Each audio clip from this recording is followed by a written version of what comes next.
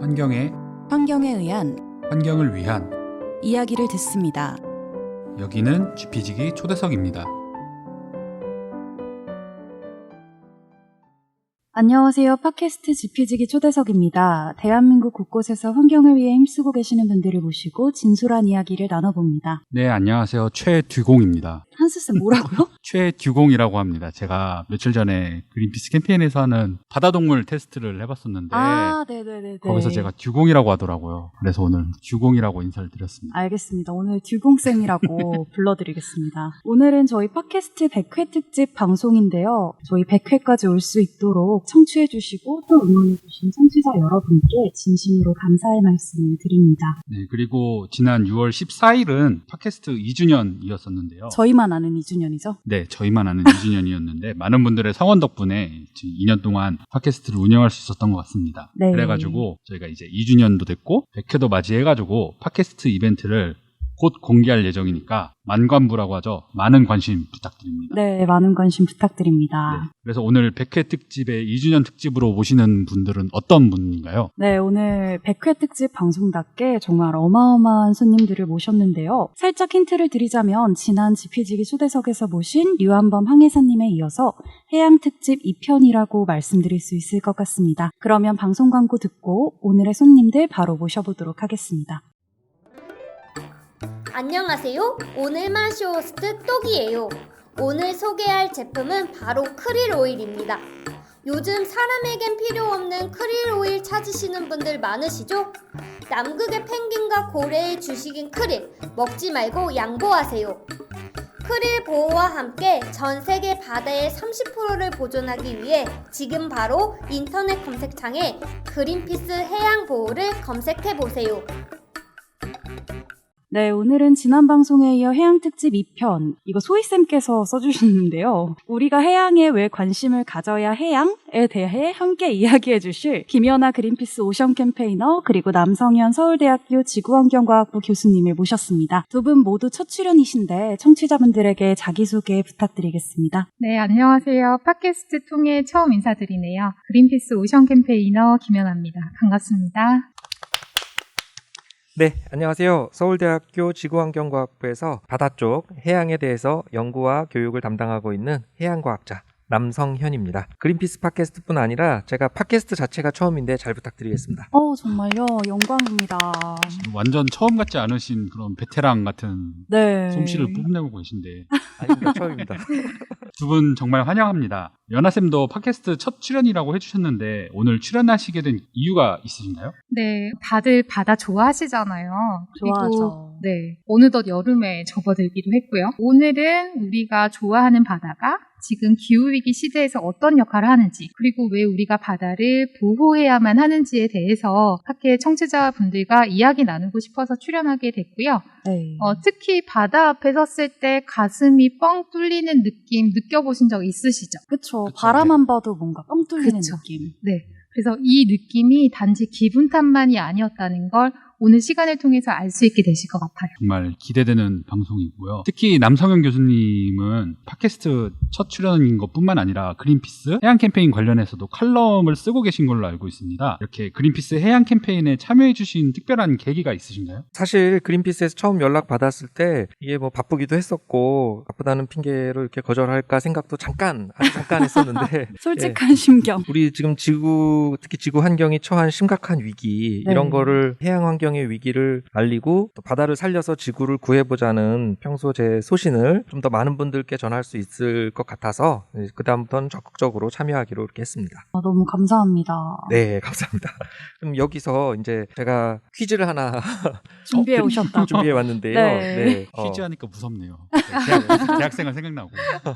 네, 시험 문제 하나 내겠습니다. 우리가 이제 육상에 살면서 바다는 항상 동경의 대상 또 뭐 풍경으로서 이런 바다만 생각하다 보니까 네. 이렇게 탐구의 대상으로 잘 생각하지 않는 경향이 있잖아요. 네, 그러다 보니까 바다에 대해서 잘 모르는 게 많은데 혹시 바다에 물이 얼마만큼 담겨 있는지 아십니까? 리터로 대답을 해야 되는 건가요? 뭐 편하신 단위로 단위가 단위. 다를 것 같은데. 7조리터 정도? 말을 아끼고 있습니다. 가늠이 되지 않아요. 가늠이 사실 저도 가늠이 되지 않아가지고 바다가 이게- 지구 면적의 일단 한 70% 정도를 차지하고 이 이 면적을 계산을 했을 때 어느 정도의 물이 담겨져 있을지 상상조차 할 수가 없네요. 이렇게 저희는 답변을 안 하면 네. 0점 처리가 되는 거죠. 0점인가요? 답변을 하면은 마이너스 처리가 되는 건가요? 근데 사실 뭐 저도 답을 잘 모르기 때문에 정확한 제가 수치를 기억을 못 하거든요. 근데 네. 대략 세제곱킬로미터 부피 단위로 네. 이렇게 세제곱킬로미터, 그러니까 가로 세로 높이 1km인 그런 정육면체 이런 게 몇 개 들어가나 네. 이렇게 했을 때는 10억 개 정도 되는데 하여튼 숫자가 큰 숫자라서 감이 안 오잖아요. 네. 네, 그러니까 네. 어마어마하게 많은 거죠. 그러니까 그게 지구상에 있는 물로 이렇게 비율로 보면 지구상에 있는 물의 97%? 바다에 다 네, 있다는 대부분의 거죠. 물이 바다에 있는 거고 음. 나머지 3% 중에 이제 얼음으로 뭐 고산지대 만년설도 있고 대륙의 빙하도 있고 지하수도 있고 강도 그 있고. 나머지 이제 강하고 아. 구름 뭐 이런 걸 가지고 사람들이 활용하는 음. 거잖아요. 어마어마하게 큰 거라서 감으로 잡기가 어려운 네. 네, 그런 물이 있습니다. 지구상에 있는 물의 97%가 다 바다에 있다는 사실이 정말 놀라운데요. 그나저나 오늘 되게 더우시잖아요. 그쵸? 오시는데 더우셨죠, 많이. 벌써 날씨가 한여름이 됐는데 뭔가 우리가 여름 휴가라고 하면 더위를 피할 수 있는 산이나 또 바다를 떠올리는 분들이 많이 계시잖아요. 교수님이 방금 퀴즈에서 바다의 물이 10억 세제곱킬로미터만큼 담겨 있다고 말씀해 주셨는데 해양이 육상, 즉 산림보다 더 많은 양의 이산화탄소를 흡수하고 또 더 많은 양의 산소를 공급하고 있다는 이야기를 들었어요. 이게 사실일까요? 네, 그게 사실이죠. 어... 그러니까 어마어마한 부피의 바다가 물만 채워져 있는 게 아니라 네. 그 안에 이제 작은 식물성 플랑크톤 이런 것들이 살다 보니까 실제로 바다에서 공급하는 산소량이 육상에서 공급하는 양보다 더 많다고 합니다. 그래서 그 육상의 산림들 이런 데 보면은 식물이 많이 있으니까 그런 식물들이 광합성하면서 이산화탄소를 흡수하고 산소를 공급하고 이렇게 하는 것처럼 바다에도 그런 작은 식물성 플랑크톤들이 사는데 네. 똑같이 이산화탄소를 흡수하고 산소를 공급하는 역할을 하거든요. 광합성을 하면서. 근데 바다가 워낙 넓으니까 지구 표면의 3분의 2가 바다로 돼 있으니까 곳곳에서 이 식물 플랑크톤들이 막 번성을 해서 해양 그다음에 대기로 계속 공급해주는 산소량이 우리가 숨 쉬는데 지금 필요한 산소의 절반 이상 이렇게 되는 거예요. 50% 이상은. 예. 근데 이제 이 식물성 플랑크톤들은 아무 때나 번성하는 거는 아니고 네. 어떤 환경 조건이 잘 됐을 때만 번성하기 때문에 이 식물성 플랑크톤들이 잘 번성할 수 있도록 해줘야 바다가 건강하고 그래야 또 우리 지구가 건강하고 우리도 잘 살 수가 있게 되는 거죠.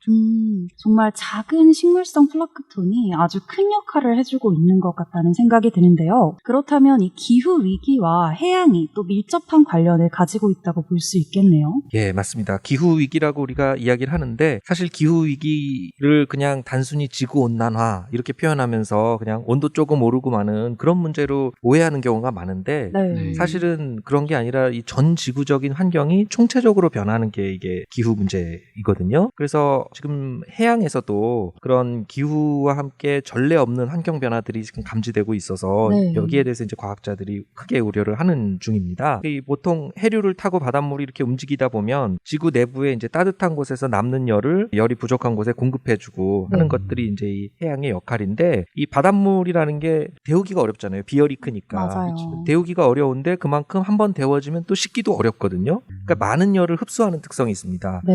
예, 그래서 많은 열을 가지고 이게 돌아다니고 순환을 하기 때문에 그러면서 한쪽에서 대기를 데우고 한쪽에서 대기를 식히고 그러니까 지구의 기후를 조절하는 역할을 하는 거죠. 교수님의 말씀을 토대로 한다면 해양을 기후 조절자라고도 표현을 할 수 있을 것 같아요. 근데 현재 해양에서도 이제 수온 상승이나 해양 산성화 같은 기후 위기로 인한 피해가 발견되고 있다고 들었는데요. 네, 맞습니다. 지금 수온이 올라가는 거는 지구 전체적으로 온실효과라 그러잖아요. 이제 네. 온실가스 농도가 이제 높아지면서 우주로 덜 빠져나가고 지구에 축적되는 그런 열 열에너지가 에너지가. 자꾸 늘어나는 건데 그 열에너지가 그러니까 2차 대전 당시 히로시마에 투하됐던 원자폭탄이랑 비교하면 수십만 개 폭탄이 이렇게 폭발하는 정도의 와. 그런 에너지가 나오는 거거든요. 네. 근데 이 열 에너지가 증가하고 있는 그 열 에너지의 대부분이 사실은 바다에 해양에 흡수되고 있거든요. 90% 대부분이라고 이상. 하면 90% 이상. 네, 90% 이상이 다 바다에 흡수되고 나머지 10%도 안 안 되는 양이 육상, 대기, 빙하 이런 곳에 흡수되면서 뭐 대기도 지금 온난화 일으키고 있고 그런 네. 것들이 심각한데 이 대부분의 열이 흡수된 이 해양에서 문제가 안 생길 리 없잖아요. 그쵸. 그러니까 잘 올라가기 힘든 그 바닷물의 수온도 오를 정도로 이렇게 심각한 지금 상황이 돼간다는 거고요. 또 이 바닷물의 수온이 증가하고 또 빙하가 녹고 빙하가 녹아서 또 바다로 다시 들어오다 보면은 바닷물 부피가 증가해서 평균 해수면이 올라가고 또 평균 해수면 상승이 점점 가속화되고 있고 그리고 대기 중에 이산화탄소 같은 그런 온실가스 농도 증가한 게 바다에도 흡수되고 있거든요. 네. 바다가 이것들을 흡수하다 보니까 특히 이산화탄소 흡수하면서 해양 산성화 이런 문제들이 생기면서 해양 생태계가 또 변하는 중입니다. 정말 이 해양이 지구 온난화를 일으키는 열 에너지의 90% 이상을 흡수하고 있다고 말씀해 주셨잖아요. 근데 10%도 안 되는 게 이제 대기에서도 대기 정체 현상 같은 걸 일으키면서 또 고농도 미세먼지 같은 문제를 일으키는데 90%를 흡수하면 정말 문제가 안 일어나는 게 이상한 그런 상황인 것 같습니다. 교수님께서는 이제 국내 연구진들과 함께 동해안 해수의 순환 구조와 그 변동 현상을 최초로 발견하셨다고 알고 있는데요. 예, 동해 연구도 열심히 해야죠, 당연히. 우리가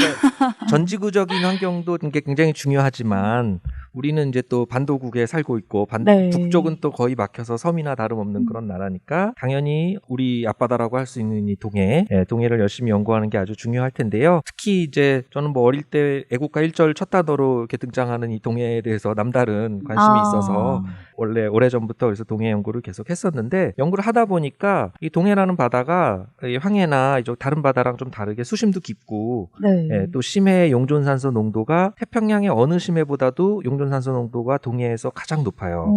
그래서 이게 해양 과학적인 관점에서도 동해가 전 세계적으로 굉장히 독특한 바다거든요. 그래서 네. 동해 심층에서 얼마나 새로 해수가 만들어지는가, 생성되느냐, 그거 여부가 이게 동해 중층, 심층에서 어떻게 순환하는지 이런 것들이 동해 생태계와 나아가서 우리 동아시아의 기후를 이해하는 데도 굉장히 중요합니다. 제가 얼마 전에 기사를 하나 봤는데 이제 우리나라 평균 표층 수온이 최근 50년, 그러니까 1968년부터 2018년까지 약 1.23도 상승했다고 하더라고요. 근데 특히 이 기간 동안에 이제 동해안의 표층 수온이 1.43도를 상승을 해서 남해안이나 서해안보다 특히나 많이 상승했다 이런 내용을 봤었거든요. 저희가 뭐 에어컨 같은 거야 뭐 1도, 2도, 5도도 그냥 가볍게 생각을 하지만 사실 지구의 온도나 수온을 얘기할 때 1.43도라는 수치는 절대 작은 수치가 아니잖아요. 1도 그러면은 우리가 아침 저녁으로 뭐 일교차가 10도, 20도 막 이렇게 생기고 네. 연교차는 계절 바뀌고 그러면 뭐 20도, 30도 이렇게 변하잖아요. 그런 상태에서 1도는 별로 큰 온도 같지 않은데 네. 근데 사실 기상에서의 1도가 아니라 기후에서의 1도라 그러면은 기후는 장기간의 평균 상태를 말하기 때문에 네. 어마어마하게 큰 겁니다. 그래서 대기 중에 지금 이제 기온이라든가 이런 것들이 지난 한 100년 동안 1도 정도 올라갔는데 우리나라 주변은 그거보다 좀 더 많이 올랐고요. 네. 근데 이거는 기온이 오른 게 아니라 수온이 오른 거라서 아까 네. 말씀드린 대로 바닷물은 잘 오르기 힘든데 이게 올라갔다는 거는 그것도 1도나 이렇게 올라갔다는 거는 어마어마한 지금 변화라고 할 수 있는 거거든요.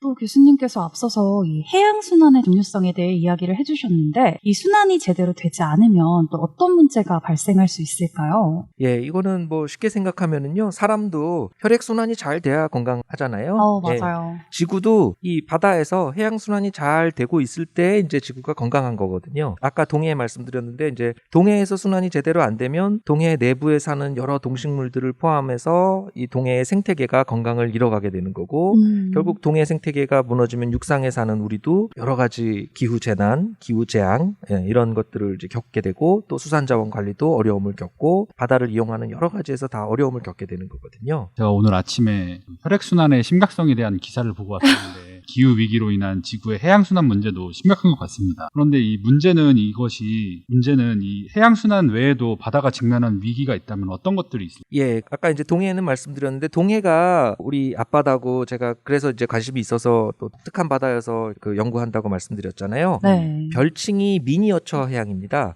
그러니까 미니어처 해양 축소판, 대양의 축소판이라고 부르거든요, 동해를. 네. 그 왜 그러냐 그러면 동해가 마치 전 세계에서 볼 수 있는 거대한 순환, 또 다양한 해양 과정 이런 것들을 축소판처럼 이 작은 이 바다 안에서 비슷한 것들을 다 볼 수가 있기 때문에 그렇거든요. 물론 이제 동해만 연구한다고 해서 지구 전체 드넓은 바다에서 일어나는 모든 것들을 우리가 알 수는 없잖아요. 네. 그래서 이제 동해만 연구하는 건 아니고 저희도 전 지구적인 대양 순환 또 세계 도처의 바다에서 여러 그 해양 과정들을 지속적으로 관측하고 감시하고 그러면서 이제 기후가 변하면서 나타나는 이상 신호들 이런 거를 계속 연구를 해왔는데요. 수온이 올라가는 그런 해양에서의 온난화 그거 말고도 일시적으로 특정 바다 수온이 지나치게 높아지는 그런 현상들이 생겨요. 그걸 우리가 이제 해양 열파라 그러는데 마린 히트 웨이브스. 그런데 그런 해양 열파 현상들도 있고 또 어떤 곳은 용존산소 농도가 너무 낮아져가지고 네. 그 생물들이 살기 어려운 그런 이제 우리 죽음의 바다 또는 데드존 이렇게 부르는 곳인데 그런 데드존 죽음의 바다 발생 빈도가 최근에 자꾸 증가하는 그런 것들이 목격이 되고 있습니다. 또 그 외에도 아까 잠깐 말씀드렸던 어떤 평균 해수면이 지속적으로 올라가고 있고 또 가속화되고 있는 문제라든가 해수면 상승 문제 또 그 외에 아까 이산화탄소가 녹아 들어가면서 해양 산성화되는 문제들 네. 그래서 각종 이런 해양 환경의 변화 문제들로 인해서 해양 생태계하고 여기에 또 의존하고 있는 우리 인류까지 심각하게 지금 위협을 받고 있는 중이죠. 정말 심각한 문제들인 것 같은데 교수님께서도 이렇게 대양 순환과 관련된 연구를 위해서 전 세계 바다도 한 60회 이상 탐사를 하고 탐사 중이신 걸로 알고 있어요. 그래서 혹시 탐사를 하실 때 하시는 일들이 주로 어떤 일들이 있으신가요? 네, 제가 국내에서 이제 대학원 과정에 있으면서 지도 네. 교수님하고 연구 같이 했었을 때는 동해도 주로 연안이나 우리나라 연근에서 주로 탐사를 했었는데 이제 박사 학위를 하고 나서 미국 스크립스 해양연구소라는 곳에서 근무를 했었습니다. 이제 거기 가서 근무하면서는 동태평양, 남태평양, 뭐 열대 서태평양 그러면 또 저 파푸아 뉴기니부터 솔로몬 제도까지 막 이렇게 가고 그다음에 들어만 봤어요. 예, 열대 인도양 거기도 가고 열대 대서양 캐리비안에서부터 저 서아프리카 이런 데까지 이렇게 해서 곳곳에 이렇게 도처에 다니면서 탐사할 기회를 많이 얻게 됐었는데요. 네. 그리고 또 국내에 다시 복귀해가지고 모교로 돌아오고 나니까 국내에도 이제 좋은 대양 연구선들이 이런 게 이제 인프라들이 좀 구축이 돼서 지금 저하고 같이 일하는 이제 대학원생들하고 같이 또 한반도 연근에는 물론 계속 다니고 그 외에도 서태평양, 인도양 그리고 얼마 전에는 그 남극 연안까지 가서 이렇게 탐사를 하고 왔는데요. 네.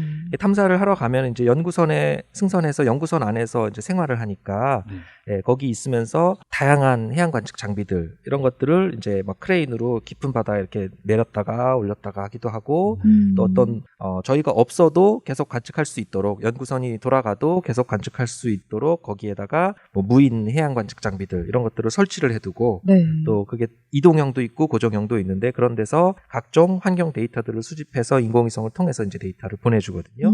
이제 그런 데이터들을 다 모아서 저희들이 바다의 건강 상태 이런 것들을 이제 진단한다고 할 수 있죠. 그래서 이런 장비들은 다 바다의 건강을 진단하는 뭐 진단 키트다 이렇게 이해하시면 될 것 같습니다. 세계 곳곳의 바다를 다 누르신 것 같은데 이렇게 세계 곳곳의 바다에 있는 상황을 그러면 데이터화하시는 그런 연구를 하시는 게 맞으신 건가요? 예, 그런 이제 데이터를 분석해서 네. 과거하고 지금 어떤 게 달라지고 있고 환경에 어떤 변화가 생겼는지 이런 것들을 보는 거죠. 그럼 혹시 최근에 탐사를 다녀온 바다 중에서 가장 기억에 남는 바다가 있으신가요? 그러니까 그 우리가 코로나 팬데믹 상황 딱 그 되기 직전에 네. 제가 2019년 12월 그때 이제 겨울방학 2달을 남극 쪽에서 보내고 왔는데 이제 우리 극지연구소에서 아라온호라고 세빙연구선을 운영을 하고 있어요. 이제 네. 남극 이런 해역은 결빙 해역이기 때문에 일반 연구선으로는 접근을 못하다 보니까 그래서 아라온호에 승선해서 남극 연안 조사를 갔는데 그때가 이제 아무래도 기억이 제일 많이 남는 게 저도 결빙 해역을 탐사한 거는 처음이었고 그다음에 이제 다른 데는 태평양, 대서양, 인도양 어디 대양 어디를 가도 기항지 항구에서 이제 연구선에 승선한 다음에 길어야 한 달 정도 선상에서 이렇게 생활하고 하는 거였는데 네. 남극 연안에는 이제 기항지가 잘 없잖아요. 제일 가까운 게 뉴질랜드, 칠레 이런 데인데 네. 그래서 뉴질랜드에서 이제 승선해서 남빙양을 건너가가지고 탐사를 하고 또 다시 뉴질랜드에 복귀하다 보니까 이 기간이 아주 깁니다. 그래서 와. 뉴질랜드에서 제가 그 승선했던 게 2019년 12월 25일 크리스마스였는데 네. 예, 다시 탐사 끝나고 뉴질랜드에 돌아온 게 2020년 2월 말이었거든요. 그러니까 딱 겨울방학 2달을 보내서 저로서도 가장 긴 승선 생활을 한 번에 해서 기억에 제일 많이 남습니다. 혹시 멀미는 안 하셨나요? 교수님? 멀미를 할 것 같으면 제가 빨리 다른 직업을 찾았을 겁니다. 지난번 방송에서 그린피스 항해사님이 나오셨는데 쇠빙선 같은 경우에는 이 흔들림이 더 심해가지고 세탁기 안에 있는 기분이라고 그렇게 네. 설명을 해주셨거든요. 예, 뭐 쇠빙선이 뭐 얼음 상황에 따라 다르겠지만 얼음을 네. 이제 깨야 되면 저희도 좀 약간 고립된 아주 좁은 틈에 이렇게 갇힐 뻔한 적이 있었거든요. 그래서 다른 어선이 고립돼 있어서 구해주고 네. 예, 구조선은 아닌데 저희가 어떻게 하다 보니까 이제 저희가 안 구해주면 조난다 그쵸. 못 가니까. 네, 구해주고 이제 다시 돌아가는 중에 저기 뭐 이렇게 지름길로 간다고 좁은 얼음 틈 막 빙벽 사이로 이렇게 가려고 무리하다가 얼음을 많이 깨야 되는 상황이 됐었는데 이제 그럴 때는 이제 심하게 뭐 흔들면서 이렇게 가야 얼음이 깨지지 않습니까? 그래서 네, 많이 흔들었습니다. 정말 고생을 하시면서 연구도 열심히 하셨던 것 같은데 이러한 탐사가 필요한 이유는 무엇인가요? 예, 뭐 해양과학자라고 해서 다 저처럼 꼭 현장에 가가지고 이렇게 탐사하는 그런 과학자만 있는 건 아니거든요. 네. 그래서 연구실에서 이제 이론적으로 하던가 수치적으로 수치 모델링 이런 거 시뮬레이션해서 연구를 할 수도 있고 또 실험실에서 각종 실험을 해서 어떤 가설을 이제 검증하는 식으로 그렇게 연구를 진행하시는 해양과학자들도 많고요. 근데 이론적인 연구는 항상 어떤 가정하에서 그야말로 이론적인 수준에서만 하는 거고 이 이론적인 가설을 증명하거나 모델을 또 검증하거나 또 실제로 특정 현상이 특정 바다에서 정말 중요하게 발현이 되는지 아닌지 그걸 네. 알아내려면은 하여튼 누군가는 실제 바다에 가서 현장 관측 데이터를 수집해 와야 되거든요. 네. 그래서 이제 과학자 중에서도 저처럼 이렇게 현장 관측을 중심으로 이렇게 하는 사람들을 관측 해양학자, seagoing scientist 이렇게 부르는데요. 그 어떤 분이 제가 책을 보니까 그 책에 그렇게 쓰셨는데 지식은 자료에서 찾고 지성은 현장에서 찾고 지혜는 체험에서 찾는다 뭐 이렇게 쓰셨더라고요. 근데 해양과학도 지성과 지혜는 이 바다라는 현장을 네. 예, 끊임없이 찾아다니면서 각종 데이터를 보고 다양한 그 해상 실험 경험을 진행했던 그런 체험에서 나오는 거 아닌가 그런 생각이 돼요. 네, 그런 것 같습니다. 어쨌든 교수님과 같은 수많은 해양과학자분들의 노력이 있기 때문에 우리 바다가 이만큼 건강한 모습을 유지할 수 있는 것 같은데요. 이제 그린피스는 교수님이 언급해주신 해양 문제를 비롯한 다양한 해양보호 캠페인을 진행을 해오고 있어요. 연아쌤, 저희 진행하고 있는 해양 캠페인 간략하게 소개해 주실 수 있을까요? 네, 해양 캠페인은 공해상의 강력한 해양 보호구역을 지정하기 위해서 다양한 캠페인 활동을 진행하고 있는데요. 여기서 해양 보호구역이란 과도한 어업 활동이나 개발과 같은 이윤에 기반한 인간의 활동으로부터 보호받는 공간을 의미합니다. 공해상의 강력한 해양보호구역을 지정한다 이렇게 말씀을 해주셨는데 이 공해가 전체 바다의 약 몇 % 정도를 차지하고 있나요? 공해는 전체 바다의 약 61%를 차지하고요. 어느 국가의 소유도 아닌 공통 해역입니다. 하지만 아직까지 이 넓은 공해를 체계적으로 보호할 수 있는 국제법 자체가 없기 때문에 네. 과도한 개발과 오염이 계속되고 있는데요. 파괴적인 어업으로 인해 생기는 유령어구와 같은 해양 쓰레기, 그리고 자원 채취를 위한 심해 채굴, 그리고 뭐 석유 시추 이런 것들이 대표적이라고 할 수 있을 것 같아요. 네.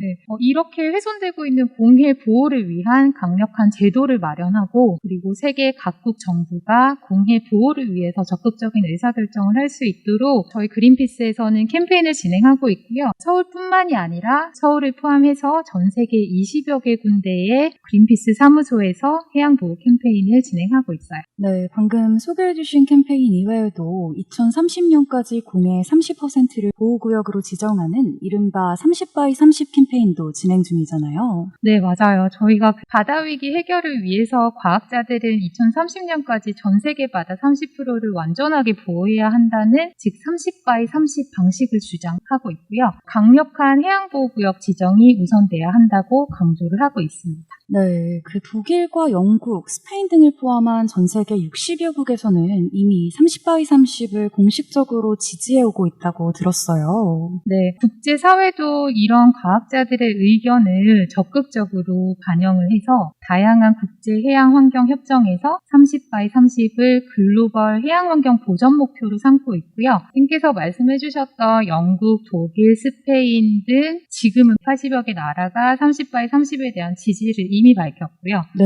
그리고 공해 보호를 위한 세계적인 움직임이 정말 빠르게 확산이 되고 있는 상태입니다. 그리고 저희가 조금 하이라이트 할 수 있는 부분은 미국 정부가 올해 초에 2030년까지 미국 영해 30%를 보호구역으로 지정하겠다는 계획을 발표했고요.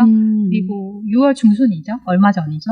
저희가 G7 정상회담을 앞두고는 미국도 공해상 30%의 해양 보호구역을 지정을 하겠다는 공식 지지를 발표를 하면서 해양 보호에 대한 적극적인 의지를 보이고 있어요. 미국 같은 경우에는 이제 공해뿐만 아니라 영해상에서도 이런 보호구역을 지정하겠다라는 의지를 밝힌 거네요. 네, 맞습니다. 앞서서 교수님께서 말씀해 주셨던 것처럼 바다를 보호하면 기후위기를 완화를 시킬 수 있고 그뿐만 아니라 다양한 해양생물 다양성 보존을 위해서 이런 30%의 보호구역 세팅이 필요하다. 그런데 한국 정부가 이제 지난달 말 서울에서 열린 P4G 서울 정상회의에서 이 30x30 이니셔티브를 주도하고 있는 세계해양연합 동참 의사를 밝힌 것으로 알고 있습니다.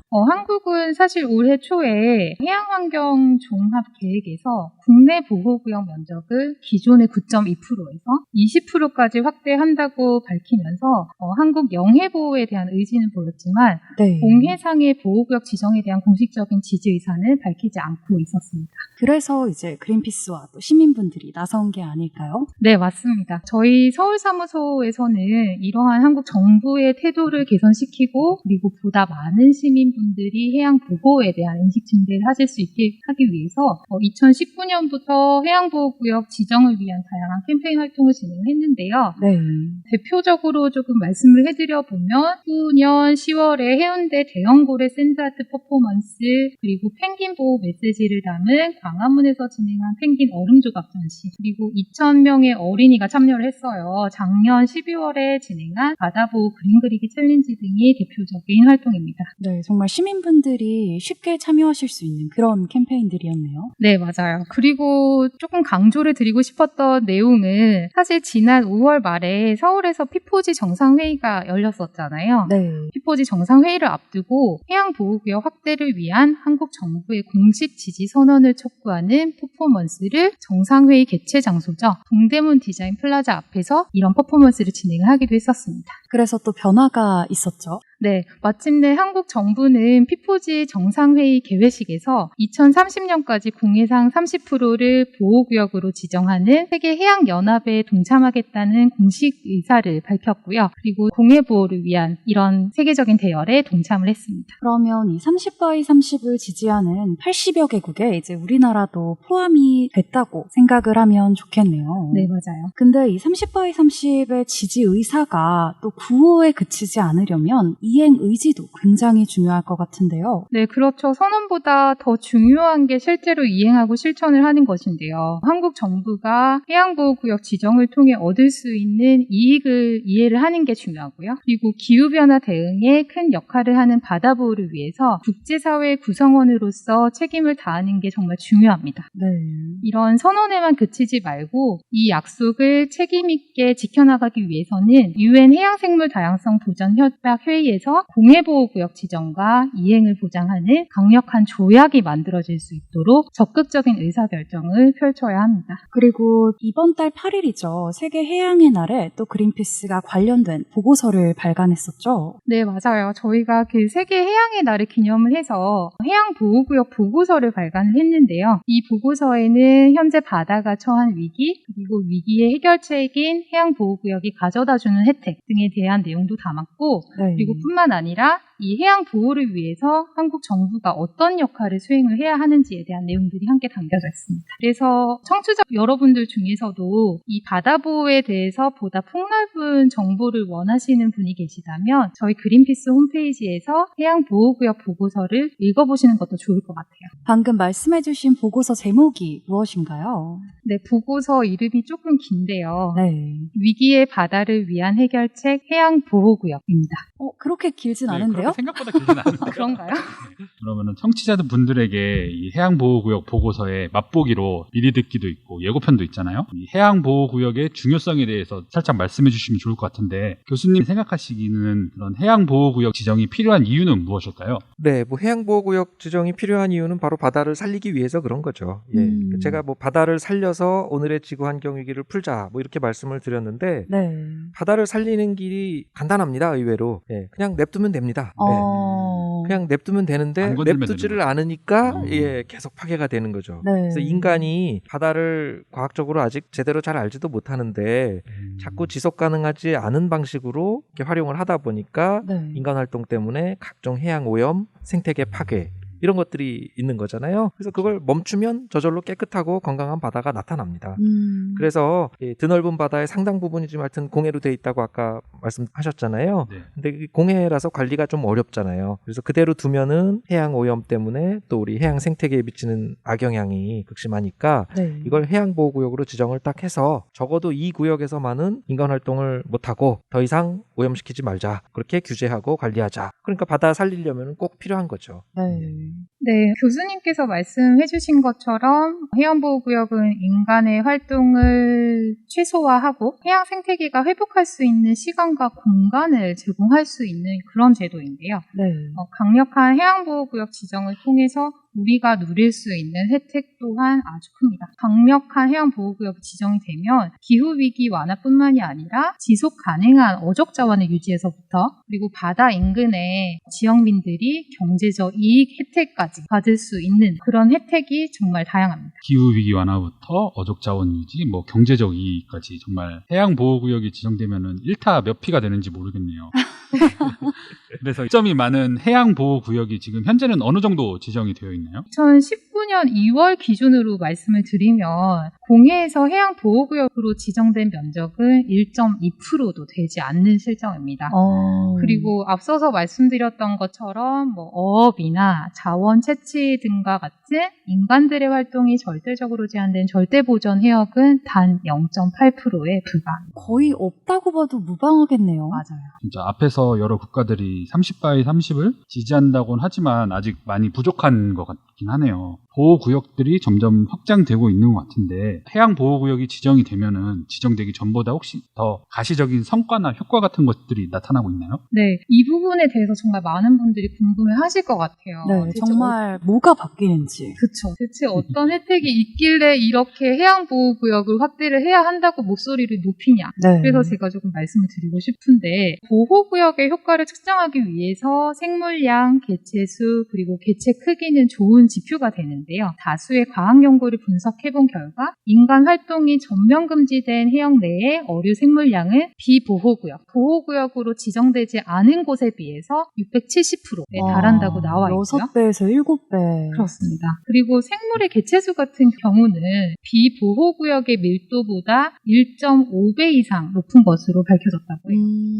또 절대 보전 해역에서 생물의 크기는 비보호구역에 비해서 28% 정도 더 컸다는 연구 결과가 있습니다. 이건 왜 그런 건가요? 일단은 그 해양 생물들이 건강하게 잘 살 수 있는 공간과 시간이 마련이 되기 때문에 그런 크기 자체도 더 성장을 할 수 있는 기회가 제공이 된 거라고 생각을 해주시면 좋을 것 같아요. 여기서 주목해야 할 점은 이런 긍정적인 효과가 주변의 해역으로까지 널리 퍼지게 된다는 건데요. 네. 따라서 보호구역 인근 지역의 어획량은 미래에도 계속 지속 가능한 형태로 안정화되고요. 네. 그리고 장기적으로는 어업 생산성의 증대로까지 이어질 수 있습니다. 그래서 해양보호구역이 이 해양 생태계 보호만을 우위에 두는 그런 극단적인 방책이 아니라 네. 보전과 그리고 수산업에 모두 긍정적인 영향을 줄 수 있는 해결 책임을 보여주는 결과라고 할 수 있겠습니다. 뭐 정말 긍정적인 의미의 금묵적, 금주자적 뭐 이런 게 되는 거네요. 네. 좋은 것만 있는 것 같은데 해양보호구역이 확실하게 정말 바다를 보호할 수 있는 해결책인 것 같습니다. 교수님 혹시 해양보호구역이 지정된다면 또 다른 혜택이 있을까요? 네, 그 해양보호구역으로 지정을 해서 바다가 이제 건강하게 회복이 되고 바다가 살아나면은 네.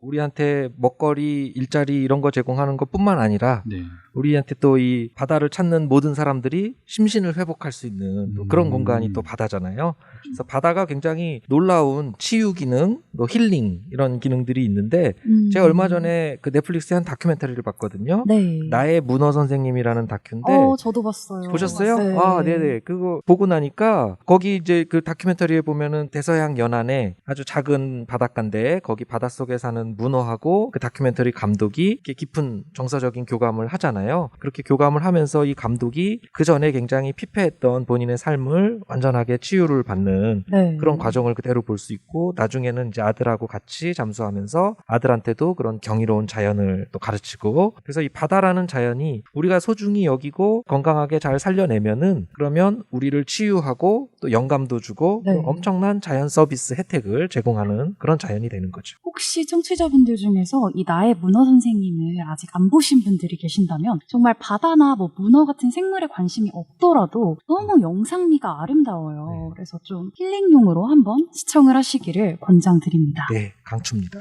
저희가 이제 불멍 말고 물멍이라는 말도 있잖아요. 네. 이렇게 물을 보면서 멍 그쵸. 때린다. 그러면서 힐링하는 그러한 시간을 물멍이라고 하는데 우리가 지속 가능한 물멍을 위해서는 그런 해양보호구역 지정이 꼭 필요한 것 같습니다. 혹시 이렇게 국내외에서 바다를 잘 보호하고 이렇게 해양을 잘 보존한 사례가 있다면 어떤 것들이 있는지 연하쌤 좀 소개해 주실 수 있으신가요? 네, 저희가 지금 코로나 때문에 해외여행을 못 가고 있는 상황들이잖아요. 그래서 네. 이 사례를 통해서 그럼 지금 멕시코로 잠시 떠나가 볼게요. 좋네요. 네. 좋습니다. 멕시코에 위치한 카보풀모라는 지역을 좀 소개해드리고 싶네요. 네.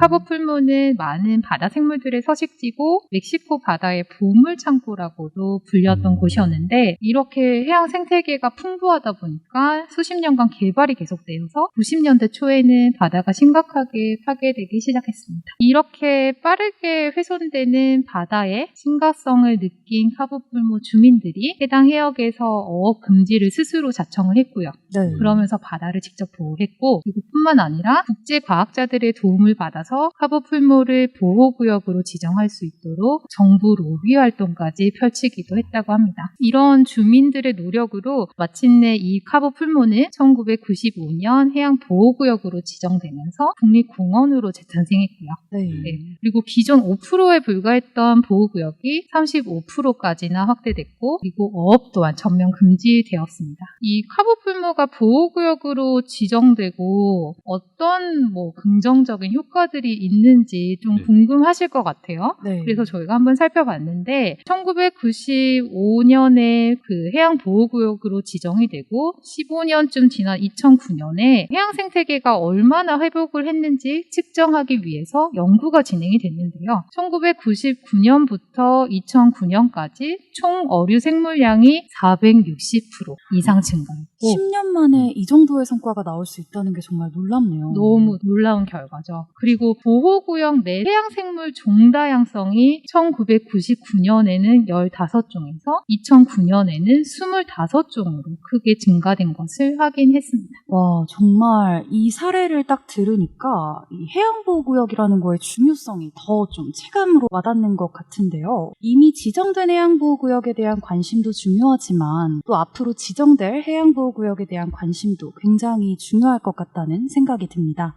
최근 국제 한림원 연합회에서 또 해양환경 보호 성명서를 공식 발표했다는 소식을 교수님께서 살짝 전해주셨었는데요. 네, 국제 한림원 연합회는 이제 매년 과학하고 정책하고 협치가 필요한 주제들을 선정을 한 다음에 네. 전 세계 한림원의 어떤 통합된 의견으로서 이거를 제시를 해왔거든요. 그래서 이번에 그 해양환경 보호 성명서는 이제 우리 대한민국에서 먼저 제안을 하고 작성한 최초의 성명서입니다. 굉장히 또 의미가 크게 다가오는데 이번 성명서를 계기로 어떤 변화가 시작될 수 있을까요? 예, 이번 성명서에는 이제 바다의 온전성을 찾기 위한 5가지 과제들을 네. 이제 제시를 했는데요. 하나는 해양 건강성 악화, 두 번째는 서식지 파괴, 세 번째는 환경 오염 물질, 네 번째는 이제 기후 변화, 다섯 번째 남획. 그래서 이 5가지 문제들 이거를 제시를 하고 또 회원국 한림원들한테 이제 적극적인 해결책을 촉구 촉구하면서 동시에 관련 국제기구들하고 긴밀한 협력을 해서 실질적인 변화나 대응책을 마련하기로 그렇게 했으니까 이제 앞으로 긍정적인 변화를 기대해 봐야죠. 네, 교수님의 말씀처럼 정말 긍정적인 변화를 기대할 수 있었으면 좋겠습니다. 또 국제사회에서 앞으로 10년이죠. 그러니까 2021년부터 2030년까지의 기간을 UN 해양과학 10년이라고 선언한 것으로 알고 있는데요. 예, 맞습니다. 아까 인류가 바다를 아직 과학적으로 제대로 알기도 전에 네. 지속 가능하지 않은 방식으로 활용한다고 말씀을 드렸었는데 그 인류가 바다를 좀 과학적으로 알아내기 위해서 바다를 정말 탐구의 대상으로 보고 조사를 하고 이렇게 한 지가 그렇게 오래된 게 아니에요. 얼마나 됐나요? 이게 이제 19세기 중반 지난 다음에 영국의 챌린저호라는 탐사를 통해서 범선이죠. 이제 그 바람과 해류를 이용해 항해를 하는 그런 배인데 그 챌린저호에 6명의 과학자가 타고 승조원은 뭐 200명 이상 이렇게 타고 그 해양 탐사를 시작했는데 이게 최초의 해양 과학적인 탐사거든요. 네. 19세기 중반이 돼서야 이제 시작을 했으니 이 자연과학 분야 중에서 가장 역사가 짧은 게 이 해양과학이 되는 거죠. 그 당시에 이제 챌린저 탐사 때 대서양부터 출발을 해서 이제 태평양, 인도양 다 거쳐서 다시 대서양 탐사하고 영국으로 돌아오는데 무려 3년 반이 넘는 긴 시간이 걸렸습니다. 네. 근데 이제 지금은 이제 해양 관측 기술이 비약적으로 발전을 하다 보니까 첨단의 연구선에서 이제 저처럼 막 세계 도처의 바다를 과학자들이 탐사를 하고 다니고 또 인공위성하고 교신하면서 이제 각종 자동 센서 이런 데서 양질의 관측 데이터들을 다 수집을 하고 또 다양한 무인의 해양 관측 장비들 이런 것들 전 세계 곳곳에 다 설치해두고 매일 시시각각 수많은 수백만 개, 수천만 개의 그런 데이터들이 바닷속 곳곳에서 실시간으로 수집돼서 들어오는 중입니다. 이제야 드디어 인류가 바다를 좀 과학적으로 이해할 수 있는 그런 여건이 됐다고 이제 할 수 있는 거거든요. 이제 그래서 국제사회에서 위기의 지금 지구 환경 문제를 풀기 위해서는 일단 바다를 과학적으로 이해하는 게 어느 때보다도 중요하고 이제 그 여건도 좀 갖추어졌으니까 UN 해양과학 10년, UN에서 해양과학 10년을 선언하면서 네. 올해부터 10년, 2021년부터 2030년까지 10년을 우리가 원하는 바다를 위해서 우리가 필요한 과학을 해보자. 이렇게 선언을 한 것이죠. 그러면 올해가 정말 중요한 해가 되는 거네요. 시작을 하는 첫 단추가 되는 네, 해인 올해 거네요. 시작을 한 겁니다. 우리가 원하는 바다를 위해 우리가 필요한 과학을 하자라는 이 슬로건이 너무 멋있게 느껴지는데요. 이 해양환경보호 성명서 그리고 UN 해양과학 10년에 대한 이야기를 들으면서 해양보호 문제에 있어서 앞으로의 10년이 얼마나 중요한지를 다시 한번 깨닫게 됐습니다. 연아쌤, 다가오는 UN 해양생물 다양성 보전 협약 4차 정부 간 회의에서 어떤 논의가 이뤄질 예정인가요? 현재 존재하는 공해 보호구역 면적은 지역 해양 협약에 따라 설정된 건데요. 지역 협약은 범위 그리고 규정, 기준이 각각 다르기 때문에 적절한 관리 방안을 만드는 것이 아주 복잡한 일이었습니다. 이렇게 미흡하고 부족한 관리 방안을 개선하기 위해서 공해 보호를 위한 효과적인 프레임워크를 수립해야 할 필요가 있다는 목소리가 높아졌고요. 그리고 UN 회원국들은 마침내 이 공해 보호를 위한 법적 구속력이 있는 협정을 만들기로 합의했습니다. 여기에 앞서서 말씀 많이 드렸던 해양보호구역 지정 프레임워크 구축이 포함이 되고 이 협약을 계기로 그러면 어떤 변화가 시작될 수 있을까요? 이번 협약을 통해서 공해상의 해양보호구역 네트워크를 구축을 할 수 있고요. 그리고 해양생물에 피해가 되는 인간 활동을 방지하기 위한 환경 영향평가 기준을 정하는 일이 가능할 것으로 기대를 하고 있어요. 기존의 해양관리체제는 조업이나 아니면 광물 채취와 같은 개발과 이용 중심이었지만 이제 이런 세계 해양 조약을 통해서 해양 생물의 지속 가능한 활용과 그리고 바다 보전에 중점을 두는 것으로 전환을 하는 역사적인 기회가 주어진 셈입니다. 참고로 말씀을 드리면 공해 해양 생물 보전을 위한 UN 차원의 조치는 1995년 거의 한 30년 전이네요. 네. 1995년 UN 공해업 협정 체결 이후에 전무한 상태입니다. 여기서 또 한국 정부의 역할을 빼놓고 갈 수가 없을 것 같은데 이 회의에서 우리나라 정부는 어떤 역할을 해야 할까요? 네, 한국 정부는 지금 바다를 효과적으로 보호하고 그리고 바다가 기후변화 완화 기능을 원활히 수행할 수 있도록 하는 이 강력한 해양보호구역에 지정될 수 있도록 책임을 다해야 하는데요. 네. 다가오는 UN 해양생물 다양성 보전 협약 4차 회의에 한국 대표단이 직접 참석을 해야 하고요. 그리고 공해상의 이 해양보호구역 지정과 이행을 보장하는 강력한 조약이 체결될 수 있도록 적극적인 의사결정을 하면서 그리고 이런 정치적 협상에 힘을 더해야만 합니다. 네. 앞서서 말씀드렸던 30/30 공식 선언을 한국이 5월 말에 선언을 했잖아요. 네, 이런 선언에 그치지 않고 실제 협상 테이블에서 바다 보호를 위한 목소리를 높이는 것이 중요한 거죠. 네, 그 부분이 정말 중요할 것 같습니다. 맞아요. 현재 교수님도 그렇고 연하쌤도 그렇고 해양 보호를 위해서 다양하게 노력을 하고 계신데 교수님은 혹시 해양 오염으로 인해서 우리에게 어떤 피해가 돌아올 것이라고 생각하시나요? 예, 해양 오염이 악화돼서 바다가 망가진다는 이야기는요. 바다 안에 살고 있는 해양 생태계가 다 붕괴를 하는 거기 때문에 해양 생태계가 붕괴하면 우리 인류도 이 지구에서 더 이상 살 수가 없게 됩니다.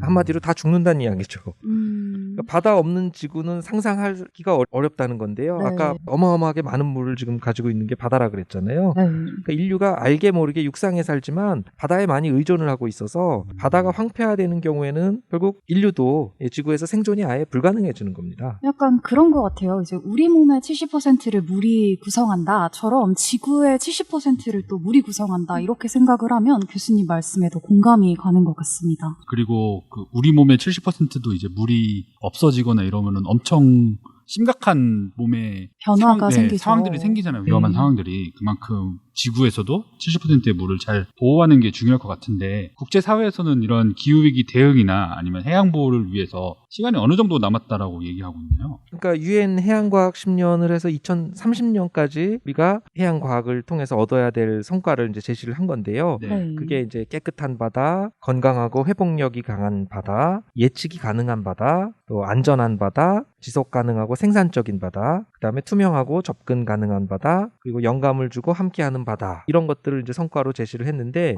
2030년까지 이런 바다를 우리가 얻어야 된다는 거거든요. 네. 우리가 2030년까지 바다를 이렇게 바꿔내지 못하면 우리 생존이 어렵다. 그렇게 봅니다. 시간이 많은 게 아니에요. 그렇죠. 기후 위기도 이제 우리가 기후 비상이라 그러잖아요. 네. 기후 위기 그러면은 심각하다는 의미로 쓰는 거지만 기후 비상이라고 표현할 때는 심각할 뿐만 아니라 시급하다는 이야기거든요. 네. 시급하게 우리가 탄소 배출을 감소시키지 않으면 온난화 수준을 관리가 안 된다는 건데 지금 온난화 수준이 우리가 뭐 지난 한 100년 동안 1도 정도 올랐다 그러는데 이게 1.5도 나아가서 2도 이렇게 오르게 되면은 지구의 기후 시스템이 복잡한 상호작용을 일으키기 때문에 네. 돌이킬 수 없는 상황으로 치닫게 될 거라고 이제 보는 거예요. 그래서 그 이후에는 우리가 아무리 노력을 해도 다시 원래대로 되돌아가기 어렵다는 게 IPCC 특별보고서 1.5도씨 지구온난화 특별보고서 요지가 그런 내용이고 우리가 파리 기후변화 협약을 해서 국제사회에서 온난화 수준을 2도 이하, 가급적이면 1.5도 이하로 제한하자고 각국이 그렇게 노력하자고 합의를 한 이유가 바로 그거죠. 그 수준까지 올라가면 안 되기 때문에 그러는 건데 그게 이제 1.5도까지라는 0.5도 남은 거고 네. 저 얼마 안 남았죠. 네, 그래서 탄소 배출량을 급격히 줄여가지고 빠른 시간 안에 이제 탄소 중립으로 가지 않으면 뭐 5년, 10년만 지나도 무시무시한 각종 기후 재난, 기후 재앙 이런 온난화의 어떤 여파들을 바로 이제 목격하게 될 그런 상황이니까 시간이 얼마 없는 셈입니다. 네. 교수님께서 이제 기후 위기를 또 기후 비상이라고 표현을 해주셨는데 아직도 이게 과학적으로 뭐 찬반 논란이 있다고 말씀을 하시는 분들이 있어요. 근데 이제는 정말 그런 무의미한 논의가 아니라 실제 행동에 나서야 될 때라는 생각이 듭니다. 예, 과거에 이게 뭐 논쟁의 대상이 됐던 적도 있어요. 근데 지금은 뭐 예전처럼 정말 과학자들이 반반 나뉘어서 논쟁하고 있는 그런 차원이 아니라 네. 대다수의 과학자들이 자 이거는 정말 팩트로 사실로 정말 인정을 하는 인간 네. 활동에 의해서 이렇게 됐다는 걸 다 인정하고 있는데 논쟁 중인 그런 사안으로 생각할 만큼 우리가 여유가 없는 상황이 된 거죠. 네. 이 명백한 이 기후위기의 현실 속에서 저희들이 앞으로 어떻게 해나가는지가 정말 중요할 것 같은데 앞으로 교수님은 이 해양을 지키기 위해서 어떤 연구를 하실 계획이신가요? 예, 우리 뭐 인류가 바다를 잘 알고 지속 가능한 방식으로 활용을 하기 위해서 첫 단추가 과학이라고 말씀을 드렸는데요. 해양과학자 중에서 이제 저처럼 바다 현장에 직접 가서 탐사를 하는 이런 관측 해양학자 이런 사람들은 아무래도 바다 현장에서 양질의 관측 데이터를 수집하기 위해서 노력하는 게 가장 중요하다고 생각을 합니다. 지금 2021년 7월 됐는데 2021년 7월 어느 날 태평양 수천 미터 바닷속의 환경을 그때 측정해 두지 않으면은 네. 시간이 지난 다음에 2030년이 돼서 다시 2021년 7월에 그때 그 바다 환경을 다시 저절로 알 수 있는 게 아니잖아요. 그렇죠. 누군가는 계속 기록을 해둬야 된다는 이야기거든요. 그래서 이제 과학으로 우리가 바다를 지키고 지구를 지켜내기 위해서는 결국 저는 특히 우리 그 조선왕조실록이라는 대단한 기록 문화유산을 남겨준 그런 민족의 후예답게 네. 후대에 물려줄 수 있는 장기간의 연속적인 해양 관측 데이터 기록을 남길 수 있도록 그런 데이터를 계속 수집하는 노력, 그걸 앞으로도 저는 지속하려고 합니다. 해양 과학의 사관이 되고 싶다. 약간 이런 말씀이신 것 같아요. 네. 정말 멋있는 말인 것 같아요. 맞습니다. 연하쌤께도 이제 질문이 있는데요. 그렇다면 개인이 또 해양 보호를 위해 할 수 있는 일이 무엇인지 궁금해하시는 분들도 많을 것 같아요. 바다의 위기가 곧 우리의 위기로 이어질 수 있다는 것을 인지하는 것이 중요한 것 같아요. 네. 사실 바다는 물리적으로 우리 일상과 떨어져 있기 때문에 해양 보호에 대한 필요성이 와닿지 않을 수 있거든요. 네. 하지만 한국은 삼면이 바다로 이루어진 반도국이고 또 그 수산식품을 통해서 단백질을 섭취하는 비율이 가장 높은 국가이기도 합니다. 네. 그래서 그만큼 어류나 그런 해산물을 실생활에서 빈번하게 접하고 있는 것인데요. 이런 해양 보호구역을 지정을 하게 되면 미래의 우리 아이들에게도 풍부한 자원을 물려줄 수 있는 지속 가능한 어업이 가능해집니다. 그리고 개인이 좀 해주실 수 있는 일은 저희 그린피스에서 공유하고 있는 바다 위기들에 대한 이슈를 주변 분들에게 많이 공유해 주시고요. 저희 채널이나 그리고 기타 온라인 활동을 통해서 여러분들의 목소리를 높여주시면 좋을 것 같아요. 네. 그리고 저희 시민분들께서 해양 보호 활동에 동참하실 수 있도록 그린피스에서도 다양한 캠페인 활동을 준비하고 있으니까 기대해 주셔도 좋습니다. 얼음 펭귄이나 뭐 그림 그리기 대회 같은 좀 재미있는 활동들이 많이 나오면 좋겠고 저도 많이 기대가 되는데요. 마지막으로 청취자분들에게 그린피스 해양보호 캠페인의 계획을 짧게 공유해 주실 수 있을까요? 네, 그린피스는 이 해양 보호를 위한 가장 큰 힘은 시민분들에게서 나온다고 생각을 하는데요. 네. 앞서 말씀드렸던 한국 정부의 공해보호 선언 또한 시민분들이 참여해주신 덕분에 만들어진 결과이기도 하고요. 그리고 이번 정부의 선언이 말로만 그치지 않고 실제 회의장에서도 강력한 협약이 체결될 수 있도록 적극적인 역할을 계속해서 요구할 겁니다. 네. 먼저 시민분들과 함께 또 한 번의 값진 변화를 만들어내기 위해서 바다 보호를 위한 시민 참여 기회를 확대를 하고자 하는데요. 저희가 오프닝 때 한스 쌤께서 듀공이 나왔다고 말씀을 네. 해주셨죠. 저희가 세계 해양의 날을 맞아서 바다동물 심리 테스트를 런칭을 했었는데 90만 명의 시민분들이 참여를 해주셨고요. 와. 저희가 MBTI를 기반으로 해서 런칭을 했던 심리 테스트였고 이런 심리 테스트와 같이 지금 아직은 코로나 상황이다 보니까 온라인으로 직접 시민분들이 참여하실 수 있는 그런 컨텐츠를 많이 런칭을 할 예정입니다. 그리고 두 번째는 오늘 저희 함께 자리해주신 남성형 교수님과 같은 해양 전문가분들과의 협업을 통해서 이 해양 보호의 필요성에 대한 목소리를 높일 예정입니다. 네. 오늘 이렇게 남성현 교수님 그리고 연하쌤과 함께 기후조절자인 해양에 대한 여러 가지 이야기를 나눠봤는데요. 그린피스 홈페이지에 방문하시면 남성현 교수님의 기고문과 또 그린피스의 보고서를 확인하실 수 있습니다. 그럼 방송 광고 듣고 마무리하도록 하겠습니다.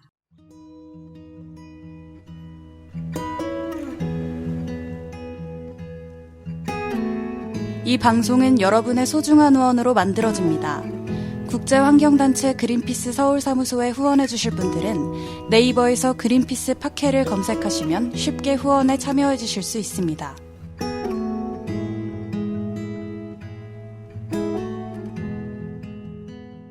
네, 오늘 김연아 그린피스 오션 캠페이너 그리고 남성현 서울대학교 지구환경과학부 교수님 두 분을 모시고 이야기를 나눠봤는데요. 저는 아까 교수님께서 이제 데이터가 바다의 건강을 진단하는 진단 키트다 이렇게 말씀해 주신 게 기억에 남더라고요. 뭔가 바다의 주치 같다. 이런 표현도 좀 떠올랐는데 연아쌤 오늘 녹음 어떠셨나요? 팟캐스트를 통해서 이 청취자분들과 해양 보호에 대한 이야기를 전할 수 있는 이런 자리를 마련해 주셔서 정말 감사드리고요. 네. 오늘 약간 청취자분들과 그리고 교수님과 우리 앞에 계신 쌤들과 함께 한 배에 올라타서 뭔가 바다 이곳저곳을 직접 마주한 기분이 들기도 하네요. 네. 그리고 무엇보다 교수님의 해양 과학에 대한 이야기까지 더해져서 정말 뜻깊은 시간이었습니다. 정말 감사합니다. 또 교수님은 어떠셨나요? 네, 저는 팟캐스트라는 것 자체가 처음이어서 예, 많이 긴장했는데 근데 너무 잘해주셨는데 물 흐르듯이. 하여튼 처음 출연했는데요. 너무 좋은 기회가 됐던 것 같고 평소에 많은 분들께 이렇게 전하고 싶었던 그런 바다를 살려서 지구를 구하자. 네. 제가 하고 싶은 그런 이야기를 이렇게 후련하게 할 수 있도록 이런 기회를 주신 것도 너무 감사드리고요. 앞으로 하여튼 팟캐스트는 기회가 닿으면은 웬만하면 거절하지 말고 참여해야 되겠구나 네, 하는 그런 생각을 하게 됐습니다. 그만큼 좋았습니다. 아주 감사합니다. 지금 이제 방송도 되고 있으니까 빼박입니다. 다음 출연 도장을 미리 받아놓는 것으로. 또 오늘 한스쌤은 어떠셨나요? 네, 오늘 교수님이랑 연아쌤이랑 두 분 다 처음이라고 했는데 저보다 잘하시는 것 같아서 정말 놀라웠습니다. 위기를 느끼는 네. 한스쌤. 그래서 혹시 부캐로 팟캐스트에 따로 출연하시는 게 아닌가 하는 그런 합리적인 의심도 들었고요. 네. 그리고 저는 작년에 쌤들도 아시겠지만 그 놀면 뭐하니에서 다시 여기 바닷가라는 곡이 나왔었던 적이 있었잖아요. 네네. 제가 되게 좋아했었던 곡인데 그것처럼 이 해양 보호를 위해서 다시 한 번 더 바다에 관심을 갖게 되는 그러한 계기가 되었으면 좋겠습니다. 네, 저는 오늘 이 말이 가장 기억에 남는데요. 바다의 건강을 지키는 방법은 아주 간단하다. 그냥 놔두면 된다. 이 말을 좀 마음속에 깊이 새기고 앞으로 바다를 보는 시각을 좀 달리 해야겠다는 생각이 들었습니다. 앞으로도 해양보호를 위한 남성현 교수님 그리고 그린피스의 활동에 많은 관심 부탁드리고요. 마지막까지 함께해주신 청취자 여러분 그리고 오늘 함께해주신 연아쌤, 남성현 교수님, 한스쌤 감사합니다. 감사합니다. 감사합니다.